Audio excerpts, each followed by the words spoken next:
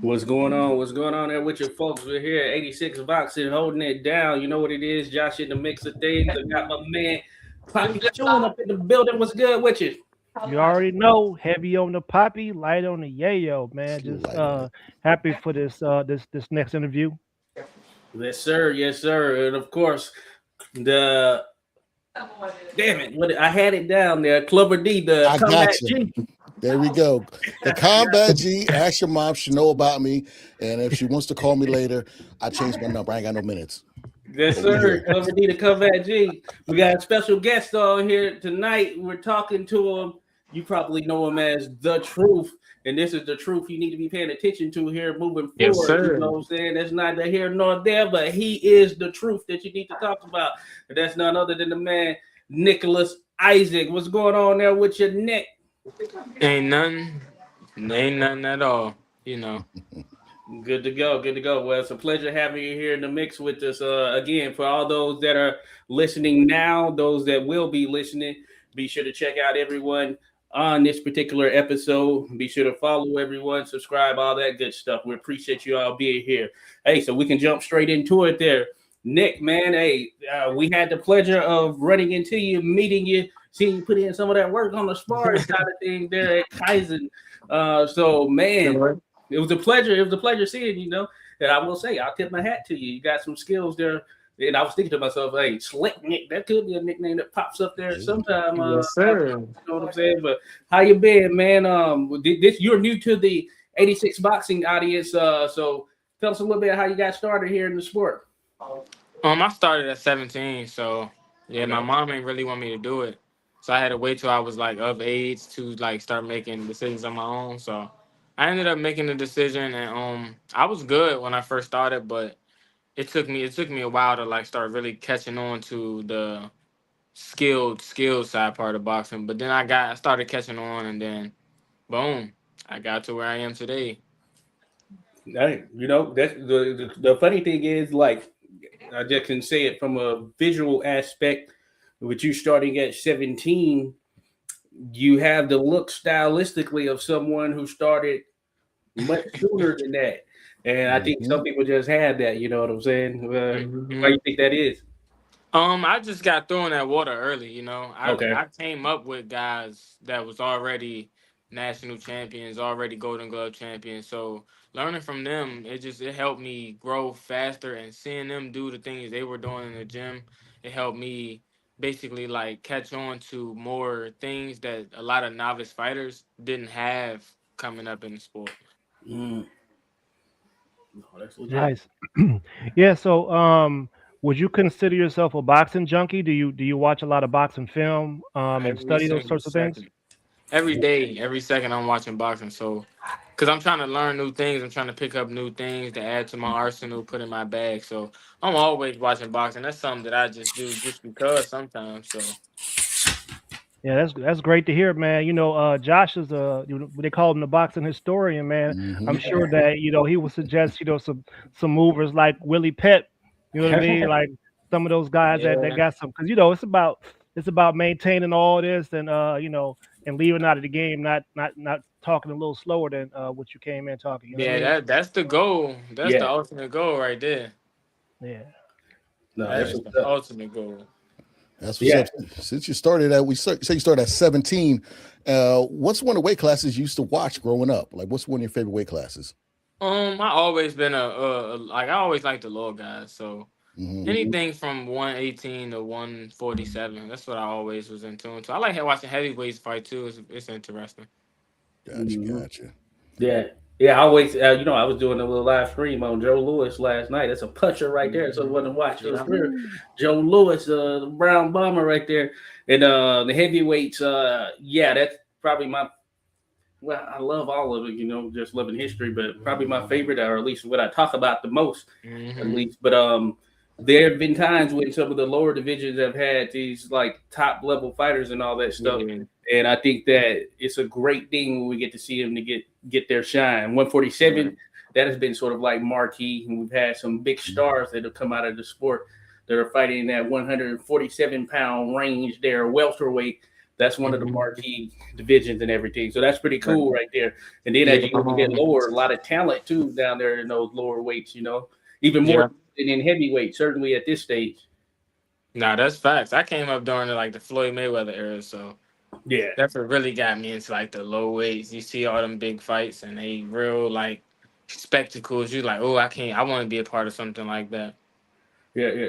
And so you were watching when you were younger. When you were younger, did you like have the sense that okay, this boxing thing? Were you like kind of locked into it as a youngster? Yeah, like it's like plenty of videos of me just trying to be self-taught. I'm trying to self-teach myself. I get my brothers to train me, or I was just trying. Like I was trying to get somebody to train me. I was just trying to train. I wanted to be in the gym that bad. So it's always been a desire for me. It's always been something that I always wanted to do. Yeah, because I mean, you're from Upper Marlboro, right? Yes. So I would imagine, I mean, there wasn't too many fights for you to get in there, right? I mean, you didn't have to scrap too much growing up, right?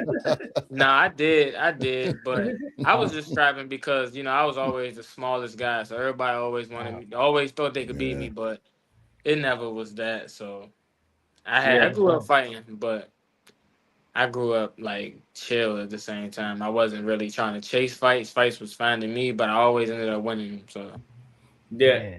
And for clarification, he's not small in the sense of height, more so just I guess weight smaller as you think it. I was real skinny back in Yeah.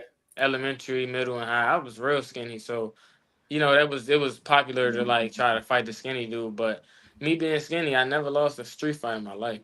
Oh, I okay. mean, 5'10" is kind of tall for your division. Mm-hmm. Yeah, that's what they say. Yeah, I know you got they get that jab. That stick on them, boy. That's her.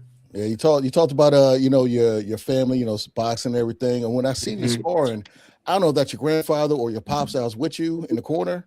That's my coach, man. He hilarious. Yeah. Brother, I want you to get in the water, but don't get wet. I'm like, okay. Yeah, he is hilarious. He always keep me motivated like that when I'm sparring, fighting, anything. He's a very like upbeat coach, and he expects the best from me every time I'm in there. So I can't come not ready because he want the best of me. He want the best of me every time I'm in that ring. Every coach. Time. That's the perfect type of coach you need to have right there. Yeah. And we when we watch fights, man, we watch them really closely and intently. We're actually listening for what the coach's instructions are in the corner, and we also see if the fighter is paying attention to those instructions.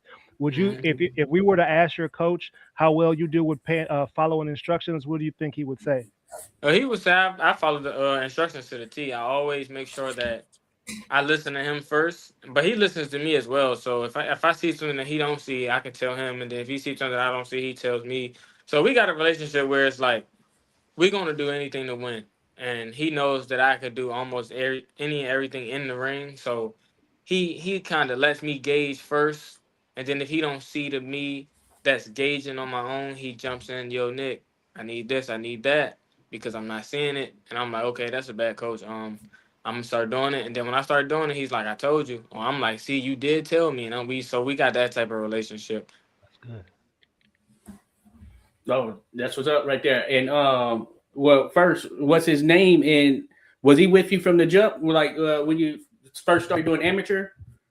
His name's Coach Lorenzo. So, but nah, he wasn't. I was with two previous trainers, but those was like short-combed trainers, you know what I mean? Like they got me to good places, but I didn't have a lot of amateur fights over the years. I was just training on and off with them. So, but when I got with Coach, that's when things really started to get serious. He started taking me to like a lot of gyms to get a lot of good work. I'm talking about with guys that I never thought I would even be in the ring with. He was taking me to get sparring with them, and all it did was just level me up. But then he noticed like, oh man, you could fight, but man, you are super weak. You got pillows for punches, and he just started putting that strength on me. Had me doing good strength and conditioning every day, and that turned my career around. And he discovered things about me that I didn't even know about myself. So it definitely turned my career around, and it put me in a spot where I'm way better than I was before him, like so much better. And people notice, you know what I mean? Before him, I didn't really get a lot of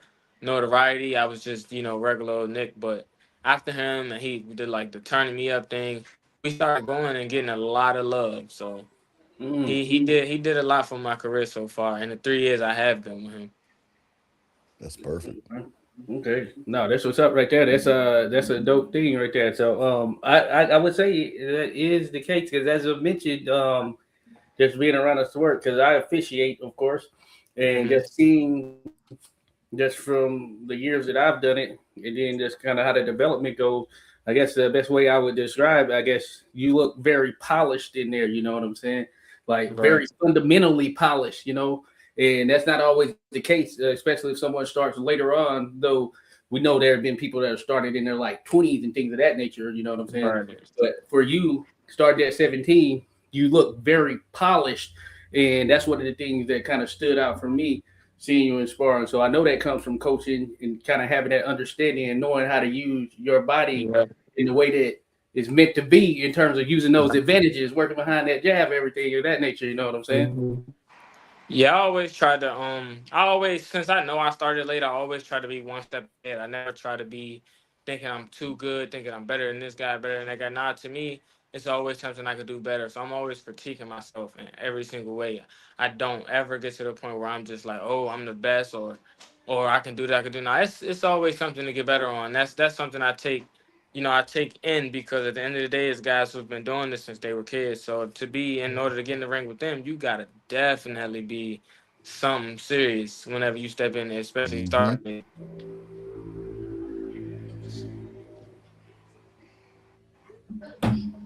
Oh, they were back. All right. We're good. Cut out there for a second, but I think we're good now. You hear us? Yeah, I can hear y'all. Okay, perfect. Cool. All right. I was gonna ask, and you were talking about sort of being in the ring early on with some dogs and those that were, already operating at a pretty high level and all that thing, or things of that nature. So I suppose I heard you mention it, that kind of shaped things that were in there, like from the experience there, first time versus kind of where you ended up. What would you say was like the biggest thing that kind of changed for you? Or did you have that moment that you're like, you know what, I can do this? For me, it was like when you first start, it's like punch resistance. Like every punch to you feels like it's detrimental. Like, as soon as I get hit, I'm gonna get knocked out. Like I used to spar Shaquille all the time. I hated sparring him because it used to hurt. Like I don't know how to explain it, but it used to hurt. Like I used to be like, God damn, they about to put him in here, and then it's like every time he hit me, I used to always shut down because I didn't have that punch resistance yet to where I'm like, oh, I'm ready for this. But then as I started doing it more and more, I started getting comfortable. It's like, okay, you're not gonna die every time you get hit. You're not gonna die. You good. Like you good. Just calm down. Just get in there. Be calm. But at first, it was always like, soon as you get hit, you was always ready to go down. You tired. As soon as you throw a jab, your legs feel like they got cotton in them. It was just crazy. It was just like you didn't even want to be in there after a while. But I knew I was good because all the guys on my level, I always used to like touch them up before I even was even deep into it. Oh, they dumped you straight off into the deep end. Yeah, because I always was like a confident guy. I never had confidence issues, and I always had like nice. I always I was even watching boxing before I started, so I always knew what to do. It's like something that I watch a lot, so I always knew the more I do it, the better I'm gonna get. So they were seeing me grow at a like a fast pace, and they wanted to see what I could do at that fast pace. Yeah. So look, your fight's coming up. How how good do you feel right now as far as the weight goes? You don't have to tell us what you weigh or anything like that, but how you feel confident? I feel great. Weigh-in's tomorrow, so you can know the weight. I'm 140. I'm on a diet, so the weight is tomorrow. So I don't got nothing to hide. We got to make weight, so that's there. That's out there, and we weigh in that too. So I'm good. I'm on weight. I don't look too drained out. I'm good. Yeah. That's perfect. I got a question for you though. So I know you started at 17, and we've seen people that start kind of late, like Sergio Martinez, he was like a cyclist and then became pound for pound. Right. What's advice besides learning how to take the hits? What's advice you would tell somebody that's just getting in the game kind of late? Just stay motivated. Don't ever think that since somebody started before you, they better than you.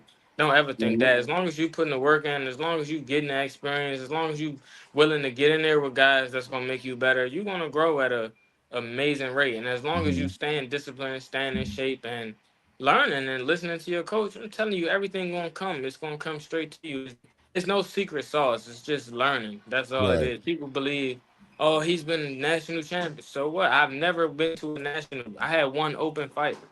You can put me in there with any guy right now, and I guarantee you, I hold my own. So I believe it. That's what's up right there. No, that's big time right there. I like that. And seeing you, I can see. And you got to have that type of confidence, you know what I'm saying? Especially you stepping in there. Shout out Naomi Isaac dropped through. Appreciate you coming in, showing some love right there.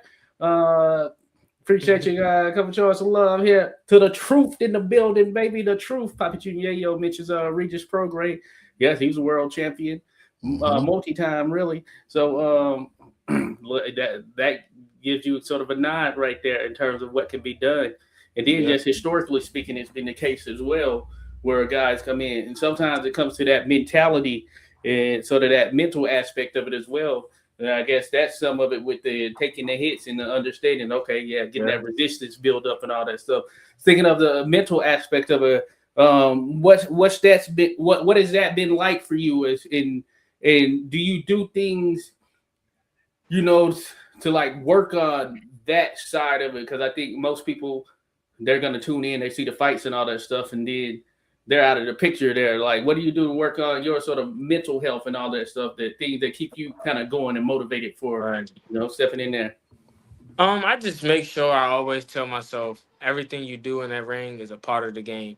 You never want to get in there overthinking. You never want to keep creating scenarios in your head, because guess what? When that first punch is thrown, you don't know what's going to happen. You don't know what punch they going to throw first, what punch you going to throw first. You can't predict it. It's all a part of what you do when you get in there. So what I tend to tell people is just make sure through the nerves, through whatever you're feeling, you just ready to perform. You're not just overthinking it. You know what I mean? Don't overthink yourself into a bad reality when you can, just once you in there, you in there. It's a part of the game. No matter what happens, you win. You win by decision, win by knockout, get knocked out, get dropped, get slapped, get whatever. Nothing. It's all a part of the game. So never hang your head on anything that you do, because the quickest way to get knocked out or stopped or any of this, if you get in there overthinking. Yeah, man. All three of us are, we're veterans or whatever. And one thing that we learn in the military is that, through practice and repetitive works, things become muscle memory. And, the longer you do it, the better you get at it. And so, like, what we're hearing from you is spot on with something that we'd like to hear from, a prospect coming up, getting ready to do the damn thing. So let me ask you this. I know Josh said it in a sort of way. So, for example, Jeffrey Yu's big into psychology and things like that, right? So, like, outside of the sport, what do you do to, maybe relax?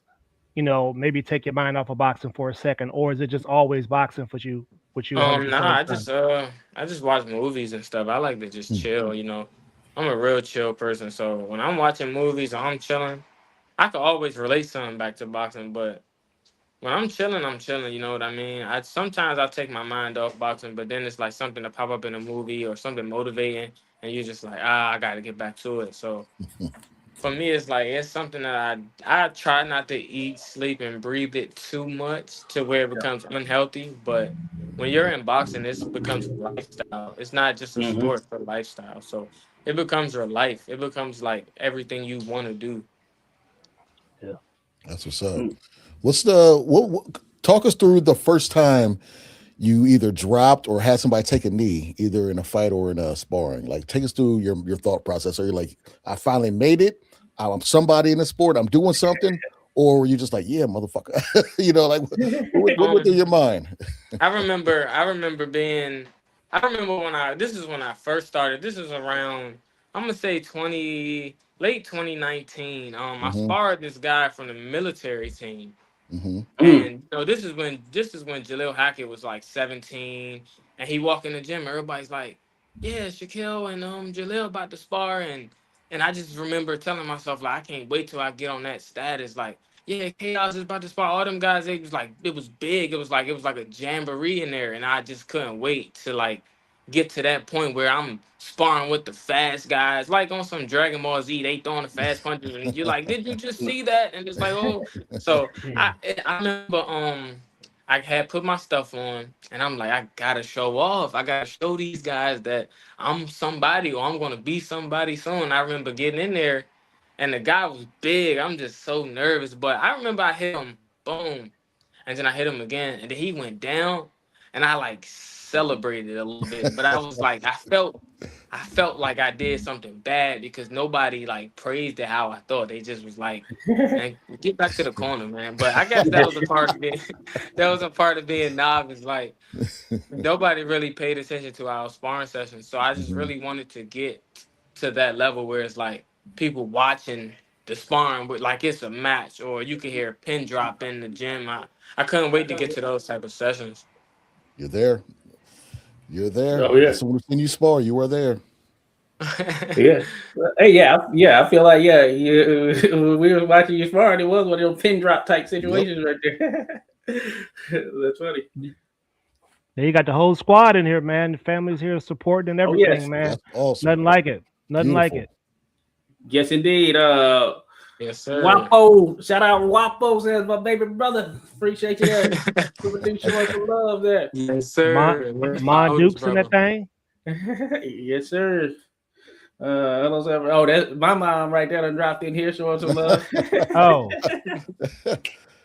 So, hey, we're making this a family affair, baby. That's how we're doing it. Roger, good evening. Good evening right there with Nick the Truth Isaac. Oh yeah, and I dropped it in the chat as well. Follow him on IG at Nick the Truth. At Nick the Truth on Instagram. We're gonna talk about some of his other social media if he's out there on some other stuff as well. You still there, Nick? Yeah, somebody called me. Somebody called me. Oh yeah. If you get a call here on the phone, it does that. Blacked out. StreamYard, do something about that. Yeah, tell him to tune in. Tell him to tune in. He should be in here. I don't know why he calling. Yeah, right. Yeah.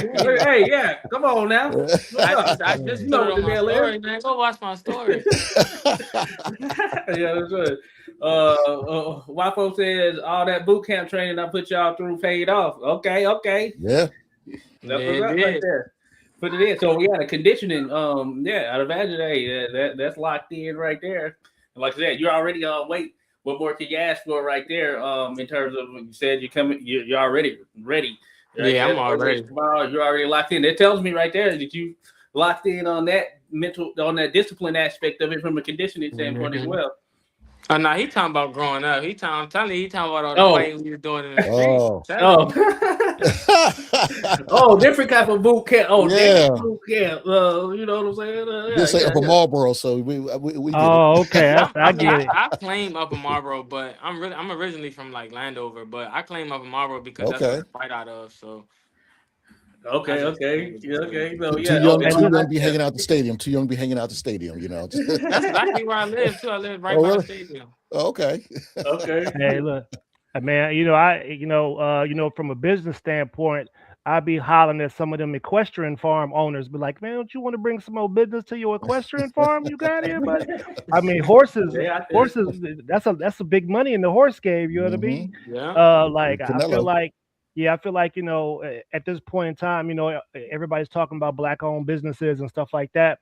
But at the same time, Black-owned businesses need to put themselves out there and, start supporting some of our athletes, because what it looks like is we getting priced out of the game. I mean, we had a brother that just won the home run derby the other day. You get me? Like, baseball used to be one of my first loves, but they done priced us out of baseball, and they importing the color. So let's make sure we we get behind our young fighters. I want y'all to know that. Make sure that I try to tell people all the time. I try to tell them all the time, we got to get behind these young fighters. Yeah. True. You're all the future. No, that's legit right there. And I always say that this is this area, the luxury of this area. I think that there's a lot of boxing that goes down in this area. You know what I'm saying? Right. I was looking there As far as your fights there, Nick, you turned pro in 2023, it looks like. So you've been pretty active just throughout this is your first fight of 2026 right here, right? Yeah, because of my hand injury. But if I didn't have that, I would have probably fought 3 times already this year. Woo. Yeah. You've been so you've been active, and I like that. As a matter of fact, I love that. I love to see when a fighter is active, and I love that about this area because you do have a lot of cards that do tend to take place over the course of the year, and in some of these areas, they got to go somewhere else, or they're lucky if they get a card or 2 a year. You know what I'm saying? So that activity piece of it, I know that tends to be a big thing for a fighter. So I take it that's the case there for you, just kind of staying in there and keeping that going from getting that real professional work outside of the sparring, which is like getting close to the real thing, but actually getting in there. You know what I'm saying? That's facts. That's what's up. That's what's up right there. But hey, you're in the right spot there, and this is gonna be on Jetter Promotions right here. So Maryland Live Casino, Hanover, Maryland. You're gonna be taking on Ahmad Muhammad Jones. They call him Moju. You don't know much about him or anything of that nature? Not too much as a person. We haven't really had no run-ins. I've seen him spar one time up at Headbangers. I think that was the only time we mutually ran into each other. So okay. Yeah, that's about it. Now watch his film. You know what I mean? He got nice power. He can box a little bit. You know what I mean? So. It's a lot of stuff that I'm looking to, capitalize on in the fight. Okay. This your second or third time fighting up at Maryland Live? Oh, this is my first. It would have been my third, but yeah, it would have been my third. Okay. Well, you know what you got to do then. You already know. You got to stamp that place as the truth, the home of the truth. You know it. First thing I'm gonna do is I'm gonna go use the bathroom. That's something I love to do. I'm gonna go mark my territory. I'm gonna go take a dump. Oh man, my house. Nobody go there for 35, 45 minutes. Exactly. Make sure you wipe too. They might not have bidets. Yeah, where Nick at? Oh, he in the bathroom. No. Yeah, that's how you mark your territory. You let them know. They're like you live here. I might leave my layer like tissue on the toilet seat just to let them know. Yeah. Oh, man. Buffer, Not too much. You had a dude wipes in the backpack. Man. You know it. Going there with a ring magazine. No, man. Hey, this is something that I always like to ask, man, and I want to put every athlete that I ever speak to in this category. Right, you're so invested in boxing, and your mind frame is set on boxing right now. But let's fast forward 15 years, 10 years, 15 years.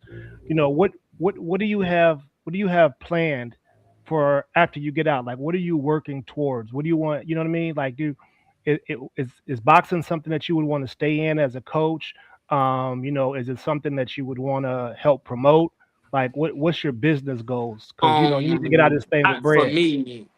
For me, that's kind of iffy. Like, my son says, Dada, I really want to box, because he still calls me Dada. He's 7, but if he say he still want to box, or he want to box, I'm gonna say okay, let's do it. I'm gonna train him. But as far as coaching, I don't think I'm gonna coach. I think that's something that has to come with desire at that time. So I don't know what my desire is going to be around that time, but. Right now, after boxing, I think I'm going to try to expand my business. I have an Italian ice business. It's kind of like off the floor right now, but it's not super off the floor. So hopefully I get enough money in boxing where I can fund my business and that be my primary source of income, and my fight checks just be, extra money for my pockets. Okay. Yeah, after this fight, we need to talk about that a little more. Let's put that out. You said Italian ice, right? Yep. Italian ice? Yeah, best in the world. Best in the world, for sure. Hey, that's that right there. Got a name for it? I'm serious. If you taste it, Stacks and Ike's. I got to see that on the trunks. So if you taste it, it's gonna be crazy. Like, you're gonna be like, oh yeah, this is it. It's not like Raiders. It's not like. I was gonna say pause on that. We're gonna. Pause.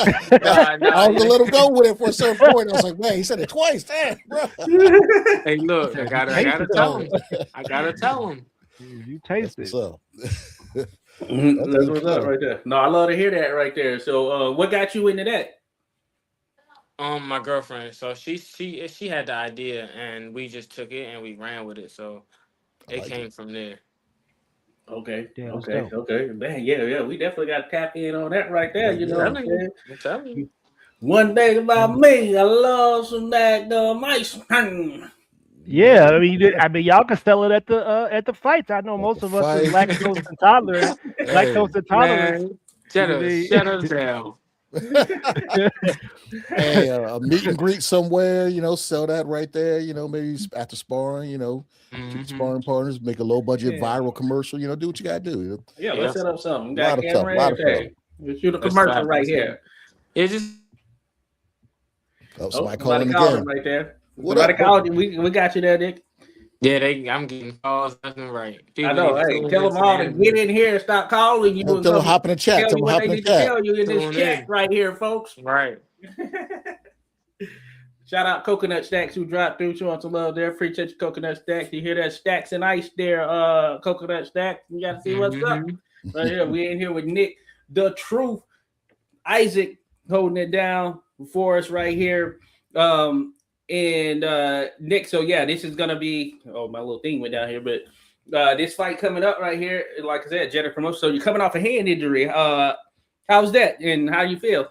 I'm good. I made sure I healed up first before I confirmed the fight. So I moved smart before I tried to jump out there too fast. But yeah, we're all healed up, nothing there. So it's just time now. Okay. No, that's good to know. Okay, that's how you make your bread and butter right there. So you do got to make sure it's right. So got you then for sure. Yeah. Okay. So so what type of gloves are you using? Because there's a bunch of different styles. So what gloves are you using? Can you hear me? Yes. Which boxing gloves are you using? Making sure. I don't think you can hear me. What boxing gloves are you using? Oh, can you hear us, Nick? You hear them? You hear me? You hear us, Nick? Nah, I can't hear them. I can hear you. That's it. Oh, yeah. Poppy Chun was asking, what boxing gloves do you use? What do you usually fight in? Let me see if there's something on with the audio. Yeah, I couldn't hear him. I was trying to read their lips, but I couldn't read them. So I usually do hit moves though. Yeah, my coach he really likes the way they look like puncher's gloves. So we usually try to do hit move. So I think all of my fights have been a hit move except for one. Okay. Oh yeah, and they've been making waves. And I like the style and look of it. Yeah, we were talking with Jeffrey about that too as well. And I heard the guy was based out of Alexandria, VA, which is pretty dope. But yeah, hit and move. I have been seeing them, and they have a dope logo, all that good stuff right there. Yeah, we just got in the GT too. We might try their fighting gloves out because I love their sparring gloves. Okay. So GT? Yeah, GT Supply. GT Supply. Do I know GT Supply? I'm gonna have to look them up. The white ones I had on in the okay. Kaizen. Probably sport at Kaizen. Okay. I still can't hear them though. Oh, what is? Hey, what the heck? I see y'all things popping up there. That's interesting. Uh-oh. Want us to refresh, or I don't know, because I can them phone calls and do it all. Yeah. See if you drop out and come back in, see if that helps or something like that. Hold on, let me. So we want to make sure you're good to go. Yeah, test. Oh, there you go. There we go. Okay. We back at it. Yes, sir. All right, we're good. I got a question for you. Since you obviously you box and you love the sport, and I like to ask boxers this: if you can go back in time, you knew Doc and Martin McFly, you go into the DeLorean and go back, and pluck a boxer from any era you want. What's a dream fight you would like to see? Like, for example, we had somebody say Canelo versus Marvin Hagler. So what's a fight you'd love to see? I would like to see Floyd versus Bud. Those are my two favorite fighters. I would love to see that go down. That's an interesting one. That's very interesting. Yeah. But I mean, Floyd didn't like the brothers towards the end of his career. He didn't really fight too many of them.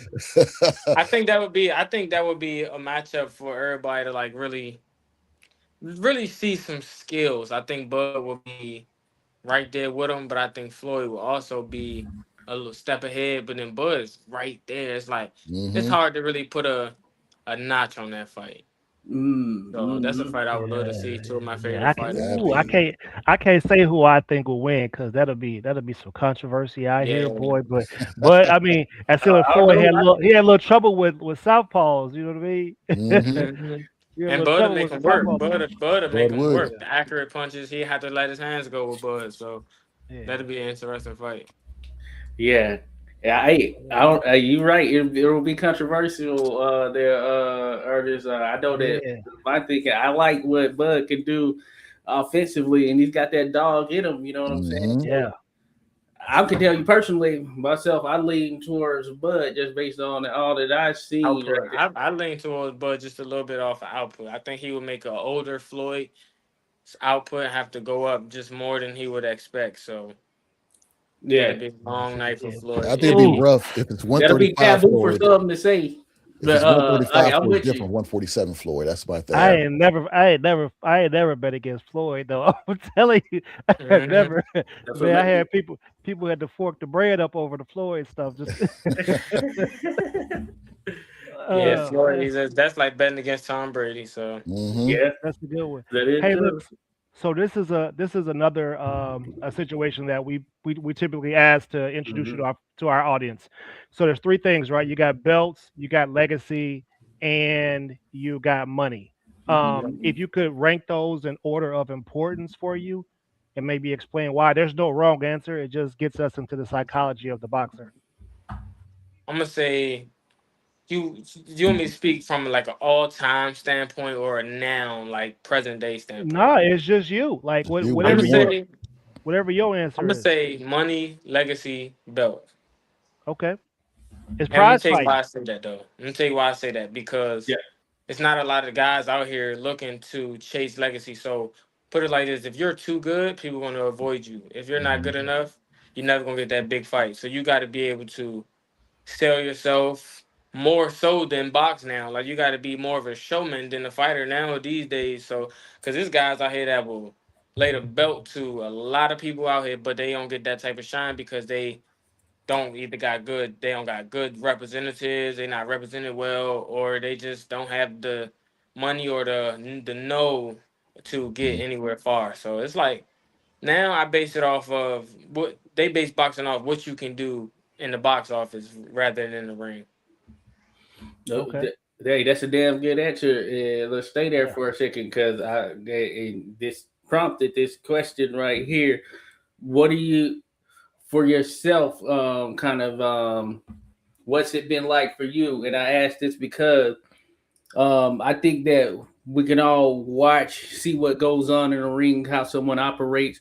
Like I said, from seeing you stylistically, you're a style that I'd imagine not everyone is going to want to just get in there with because having to deal with sort of that fundamental aspect at times, you know what I'm saying? That makes it challenging, especially if cats don't have that level of skill or whatever it may be. From your own perspective and your own situations, have you run into that as far as trying to make some fights happen? And while we know a lot of people talk a lot of stuff online, but then when it comes down to it, it never happens. Nah, because I think my Instagram is really misleading, or any fights that you've watched of me that are misleading. I think people see me and they go, okay, I can get this guy. Until they're in there with me. Like when you in there with me, it's a different story. And I think everybody that I've ever been in there with will tell you the same thing. Like he don't look that good to the seeing eye, but when you in there, oh my goodness, it's a whole nother guy. Like it's somebody that they probably like, who is this? I never seen him. The videos ain't show none of this. So people sign up to fight me all the time. You know what I mean? I never got a problem with people ducking me, but I think as the more I climb the ranks, I think people are gonna start to open their eyes just a little bit more. Yeah, there's some action at 140. You understand? It is some action at 140, man. That's a good division. Yeah, it is. It's an amazing division. Yeah, it's so good that people is running up out that thing, they try to go to 147 and fight Rolly and stuff, and they go run into something up there. Yeah, I mean, Yeah. I'm in it. So, like I said, Yeah. boxing, you can't be scared of nobody. Like, if I was to get the opportunity to spar any of these guys right now, I would do it. You know what I mean? Because I'm trying to get better. I'm trying to Yeah. take something off your plate, which you could do that I could still to get to your level. So that's just something that I like to do. I like to take stuff from every fighter. I don't like to get in there, be scared, timid. Nah, you got to get in there and believe that you want to take some from the session. So I sparred Antoine 3 times actually. Nice. Okay. The first Ooh, time he good just work. wiped me out, but I didn't hang my head. I just Mhm. okay. I didn't hang my head at all. I just was like, ooh, dang, that was fun. You know what I mean? I kept it 100. I kept it G. I was like, ooh, he different. But I Mhm. started learning. I kept learning from him. So then after them sessions, I kind of took that and I made it into something that I could use whenever I get into the ring with somebody else that's on my level or somebody that I'm trying to beat. So you learn from the champions. You don't get in there expecting to kill them, beat them up. You learn from 'em. You get in there and you expect to take something with you when you get out. That's Yeah, that like makes that. perfect sense. Makes perfect sense. And kind of like your name, you say looks can be deceiving. So when people choose to fight you, it's like buyer's remorse because you show them who Yeah, you are. And it's kind of pretty like much. the name the truth because you look at the truth, Paul Pierce, looked like he had no muscle mass, but he's one of the Yeah, best basketball players. Right. that's So facts. I want to talk about your nickname. How'd you get that? Like I said, I used to watch a lot of Earl Spence. Like when I first started, that's a fighter I used to watch all the time. I had this one particular video where I used to watch it all the time, all the Mhm. time. So I just was like, you know what, I'm gonna just try that name on, and I tried it. I used to call myself Money Man Nick at first because of Floyd. So I switched that. Money Man Nick. You're Yeah, like a so I failed switched rapper. that. So I switched it to the truth because honestly, I started feeling like I was the truth. I started feeling like the faster you come up in the sport, it's like people start to see you like, okay, that kid's the truth. So Hmm. I started to hold myself to a higher standard the more I got better. Okay. It fits. Yeah, No, that's okay, man. When you put something out in the universe like that, you Hmm. put your energy behind it, things start working out for you. You know, Yeah. um, that's good. no, yeah, that's what's up right there. The truth, and like I said, hey, that's wide open right there. We know Errol's out there; he's about to fight here, coming up and everything. But that being said, we're looking for the next truth right there, Really show and off. you seem to have some of that makeup in you right there. So hey, we're gonna be rooting for it. Again, folks. We're here with Nick the Truth Isaac, and I dropped your IG in there. Thinking about that, speaking of that, that's your IG. So I know you're on Instagram. You're on any other social media, anything of that nature? Facebook and Twitter. My Twitter is like more of a boxing kind of. I just get on there to just talk about boxing. So I don't Okay. Hmm. really get on there to do nothing else or some type of anime or something like that. I don't really use no other socials besides Instagram. I got a TikTok that's doing pretty good. I went viral three Nice. times. Okay. Okay, Okay. yeah. Nice. Okay. Yeah, that's I had yeah, to check you out. 500,000 views, one Woo. 200,000, and then I think I got 81,000. So my TikTok's pretty popular, but I haven't been Yeah, posting on it lately. So but you ain't been over there hitting that Chico dance, huh? mm-mm. Oh, you was boxing. Just straight Okay, clips. Yeah, just straight clips. Just clips. okay, all Okay. right, all right. No, that's you good. you a big Well, anime person? Yeah, I love anime. I So got one oh yeah. question real quick on anime. My brother watched it. He used to watch Dragon Ball Z, all that stuff. I try to watch Baki. You familiar with Baki on yeah, Netflix? Why is it I got to hear a backstory before every fight? Why don't they just fight? because that's the I'm sick motivational of thing. that. That's the motivational part about it. Like when I watch anime, I think about myself. You know what I Hmm. mean? I think I try to put right before a fight. I'm not listening to the music. I'm sitting there and I'm making up my story in my head. You know what I mean? I'm sitting there and I'm like, dang man, when you were 6, man, you fell down the steps and blood came flying. Like I try to build myself up. So that's what they're doing. They're basically telling you why they are where they are in that exact moment about to fight that guy. Hmm. Mm. Okay, I could dig. I'll give it another chance. It's just every time they're Yeah, about to just try it. You know, scrap, and it's it's like nice. boop, goes to something else. Talk about some Tiger Claw move they learned in 1973. Like, man, just fight. It's to build the suspense. I got you. I got you. I watch Invincible. That's kind of anime, but yeah. Yeah, that's one of my favorites. Like shows right now too. Oh, it's the best by far. Okay. My favorite is Afro Samurai. I haven't seen it in a minute though. Nah, I ain't hit that yet. That's a good one. That's Gotta check that one out. Gotta check it Let me out. check it out. Would that be considered old school now, Dion? Probably like that. In the Boondocks, like Boondocks is kind of anime style, so that's kind of Okay. a little old school. Yeah. Hey, you definitely gotta check out Afro Samurai. It's Samuel L. good. Jackson who's playing the main character. Okay. Yeah, I'm gonna check it out. Yes, sir. I think you're right with it there for sure. Yeah, anime. You know, Tierra Brown, she likes anime as well. Like that. So anime, hey, that gets y'all ready right there to step in that ring with a different mentality. I like it. People don't believe it, but they do. And Watch she- a lot of Naruto. Yeah, That's another. That's Oh, another yeah, big one. That's I know another about big him. one.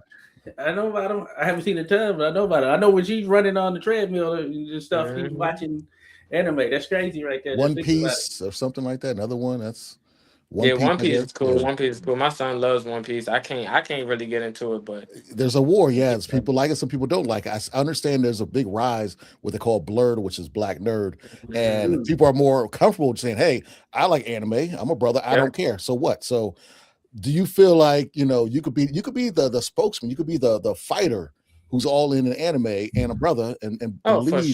for sure. I like I said, I don't got no shame in my game. Yeah. If you look at my profile picture, it's Goku in the little Saiyan little incubator thing. So like that's when he went and got stronger to fight Frieza. So I like to say, oh, I'm in training camp. I'm about to get strong to fight Frieza. Like I try to dedicate myself to a lot of animes. Hey, number one sack leader in the NFL, Myles Garrett's a big time anime guy. So Yeah. Hey, that's what's up. Yeah, hey, in the right territory there. Mhm. And you were mentioning movies earlier, and that's like a settle down. Do you have a favorite movie or one that you like watch so much that you just like know it like the back of your head? My favorite movie. I'm a rom-com guy. Okay. Okay. Oh, So yeah, I didn't expect that. yeah, I thought it was gonna be Akira. That's old school right there. or I like dance movies. Okay. All right. Like Step Up. You got served. Oh, you're Yeah, right. You Got Served. I'm telling you, I can name every song from every dance movie. So my movies be weird, you know what I mean? They be movies that you're like, yo, this dude watches this 6 times a day. Like Okay. I can watch Step Up 2 every day if I want. Like, I can Okay. watch it every day. What about the latest step ups? Because they look like they probably wasn't here. I watched all of them. I've seen every last one. Oh, so you rock with it? You rock with them even if it I seems seen like they fell I out. seen the first Step Up to Step Up All In. Okay. Okay. I would have expected that right there. Hey, You got these people that's they're crazy. trying to colonize dancing. They got Yeah, no, they can't do that, man. they be messing me up with it, fam. I don't talk about dance too much because I learned from the OGs. I learned from a dude that was actually in Beach Street. You know what I mean? Mm-hmm. So I danced across the world, bro. I've danced on the Korean breakdance team.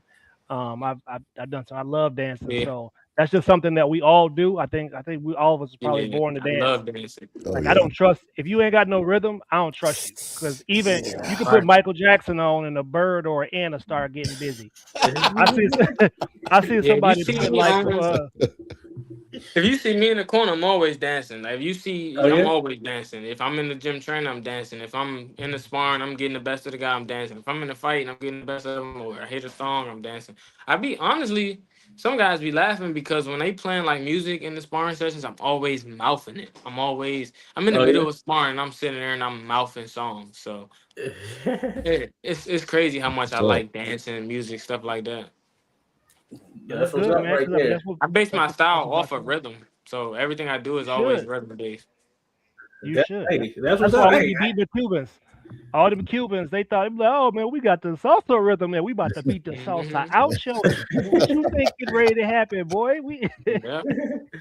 hey, that's what's up right there. I wouldn't have even thought that. So you into the dance game. You know what I'm saying? That's what's up right there. I know one time I had bought You Got Served. I don't know if y'all know about that. Well, I don't know if you know about that. That's a good movie. That's an amazing movie. I had got that, and then they had a little thing that would teach you something. I was looking at learning. I learned a little step, you know. Mario was teaching how to do it. They dances on there is a little too. They crazy dance on there. They go really. Yeah, like no, that's what's up right there. Okay. Wow. The truth up in here. That's what I'm talking about right there. I used to Harlem Shake back in the day when I was young, and the one guy tried to do it. Man, back up, me too close. I couldn't get into all that stuff. Yeah, it is an issue, man. When they be doing the crunk dance, but he got a demon in him, man. Like, on demon time. No, and listen, but that's what boxing is. It's a dance, you know. Mm-hmm. Oh yeah. So I'm here for it, man. But look. So after it's all said and done, what do you want people to say about you? That I was a great fighter. I had charisma.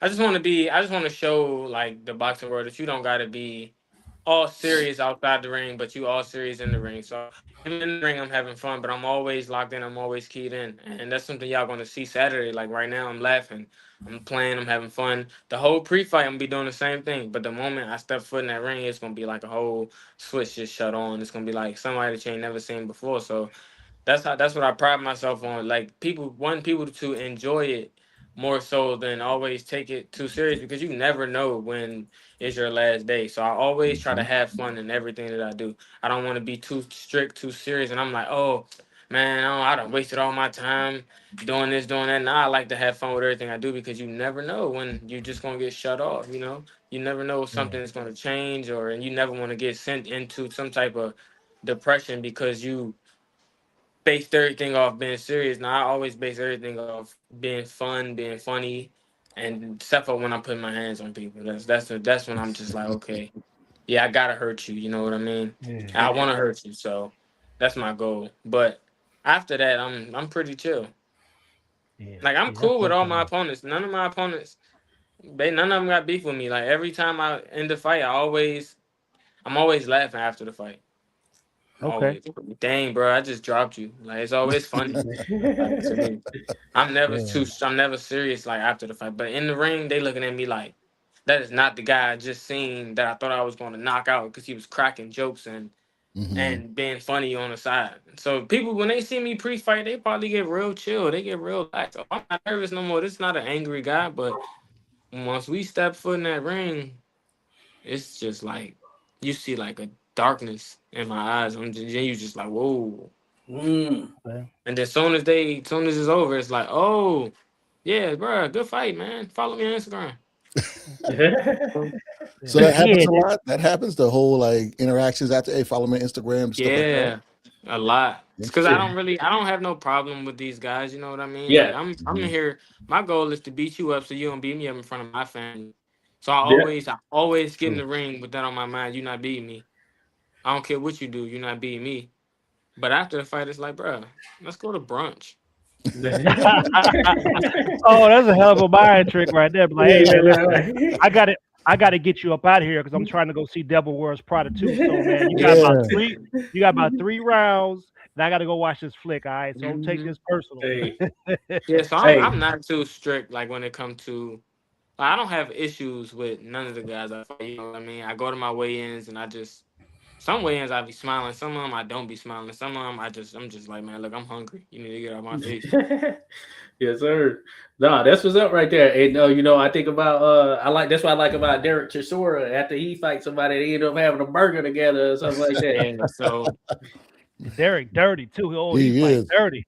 Get punched behind your head, be cool with you afterwards. That water fight again. So that's just the main thing right there. You should have. What's your business? Is it ice cream or shaved ice? It's Italian ice. It's Italian ice. Always, you know what I mean? Once you taste it, you're gonna be like, oh, this is nothing I never had before. You should have it on deck for after the fight. Hey, you want some Italian ice? For sure. It might melt though. Oh yeah, man. I mean, if they got a freezer. I'll definitely bring the guys. You know what I'm saying? Have it, eat that joint in the ring, or when you do your weigh-in, after you weigh in, eat that joint. You know what I'm saying? That's another source of income. We do. Yeah, gotta promote that. I think I'm gonna pull a Boots. I'm gonna bring him some to his dressing room after I beat him. Yeah. Hey, that's the way. Hey, stamping your name in the game right there. You know what I'm saying? They gonna call you the ice cream man. There you go. Ice Master cream P. man. Like, here you go, man. Take this. Just bring it up because I'll be there on Saturday, and I didn't get this gut for nothing. So I'm I'm a seasoned taste That's tester. a bet. That's a bet. I'm gonna bring some. So I'll be there for sure. Okay, bet. Hey, we're gonna see you there in the mix, no doubt about it. There, we'll see you out there for sure. We're looking forward to it. As a matter of fact, we're looking forward to the entire card. We got Nick the Truth here, folks. Been a pleasure there speaking with Nick the Truth, man, and you get to see the different sides and personalities of these boxers and all of that stuff. And I love the fact that you understand. Hey, it's the fight game, so you do your thing right there. So tickets, I think people can still get tickets. Right, so people can still get tickets. It's Jetta Promotions, Maryland Live. If you're in the area, DC, Virginia, the DMV as a whole, nothing stopping you from going to Maryland Live. That's where it's going down at, and it's a nice venue. Some of you have probably already been out there, so you want to get over there and check that out there for sure. Nick, people want to get in contact with you. I know you have the social media, so IG, that's like the main spot right there. Yeah, just hit my IG up. I got tickets on me. Okay, tickets are on there, folks. If you can't make it to me in person, I can just put it in the box office for you. All right. Wait, we're gonna continue to share that. Weigh-ins tomorrow, so be there. If you have nothing to do, you need to cool off. It's gonna be inside. It's hot out here, so you want to drop by right there for the fight, all that stuff. But man, it's been an absolute pleasure there being able to speak with you, Nick the Truth. Any parting words for the fans out there, the people who are going to be tuning in, the family, the love, all that stuff, those that have come through, show some love right now. Yes, sir. Big fight Saturday. Come see me. Nick the Truth versus Ahmad Mojo Jones, 8-0 versus 12-1. You got a slip fighter versus a power puncher. It don't get no better than that, so come see it. Come see this big fight, and let's see DMV's next star. Yes, sir. We love that right there. We love that. Anything, Papi Chun, Clubber D? Hey, I always try to pass out some advice about caring about other people, y'all. So look, this time, we got smoke in the air, and tomorrow is going to be particularly bad for our area. So if y'all can, make sure you stay from outside. That smoke is pretty bad. It's dangerous. It's going to be on a dangerous level that's even for regular people. So y'all just make sure y'all stay out of and hydrate if you're dealing with this hot weather, and make sure y'all support our people, and we got to support each other better, and that's it. Yes, sir. That's what's up. Well, I'll be there on Saturday night coming from Northern Virginia. So anybody in the Virginia, DC, Maryland area, please go to Maryland Live, buy a ticket. See everybody put on the show. I want to give a shout out to my man Smitty for Smidox Brewery down in Dallas, Texas. One of the few brothers that got their own brewery down there. But other than that, I can't wait to see you fight on Saturday. Yes, sir. Indeed. Smidox Brewery, appreciate it out there. Hey, stay safe out there, folks. Hey, it's been a pleasure again here with Nick the Truth Isaac. So be sure to get to that fight if you can. Try to find a way to tune in and enjoy the rest of your weekend, folks. And enjoy just living life out here and having fun. And that's what we got to see tonight. Get to see the side of personality of Nick the Truth right there. So you take care out there, folks, and we'll be back in this thing at some other time. And watch some anime. Yes, sir.